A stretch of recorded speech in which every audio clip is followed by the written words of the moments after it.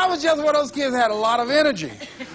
But no one knew what I was going to become. It was a great philosopher, Goethe. He says, look at a man the way that he is, he only becomes worse.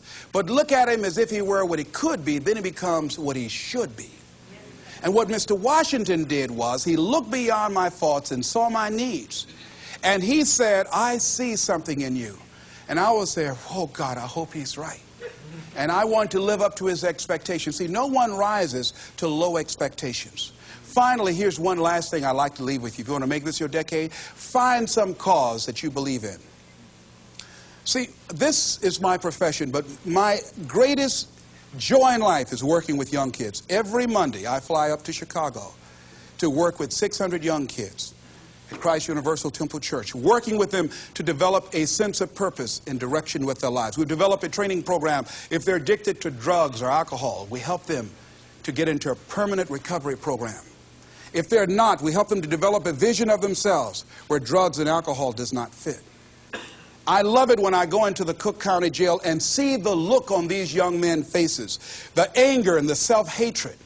And then when we leave there, see the difference in them as we begin to touch a spark in them as Mr. Washington touched in me. And you cannot put a dollar price on that. That's my reason for being. What is it that you would like to give the planet? What is it that you'd like to leave here? See, someone paid a price for us to be here. I believe that we live in the greatest country in the world that gives us an opportunity to make a difference in life. We are blessed to have been dropped off on this part of the planet. A friend of mine was in Manila and saw a bumper sticker that said, Yankee, go home and take me with you.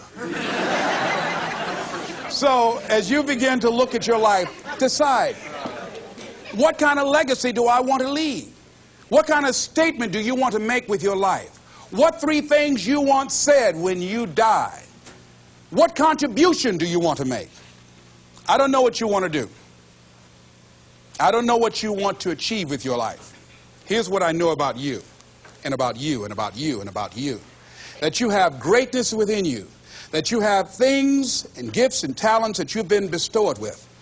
That as you work consciously, making a conscious, deliberate, determined effort to cultivate and bring them out and develop a sense of purpose in knowing that your life can make a difference and decide to make and leave a legacy with your life.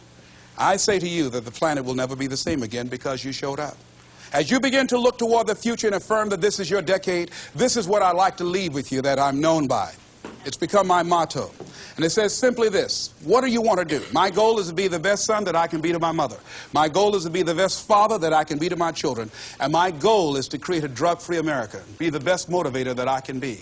Yes. Whatever your goal is, this is what I like to leave with you. It says simply this, that if you want a thing bad enough to go out and fight for it, to work day and night for it, to give up your time, your peace, and your sleep for it, if all that you dream and scheme is about it, and life seems useless and worthless without it, and if you gladly sweat for it and fret for it and plan for it and lose all your terror of the opposition for it, and if you simply go after this thing that you want with all of your capacity, strength and sagacity, faith, hope, and confidence, and stern pertinacity, if neither cold poverty, famish, or gulf, sickness, or pain, or body and brain can keep you away from the thing that you want, if dogged and grim you besiege and beset it, with the help of God you'll get it. This is Mrs. Mamie Brown's baby boy, Leslie Calvin Brown, saying it's been a plumb pleasing pleasure as well as a privilege. Thank y'all here.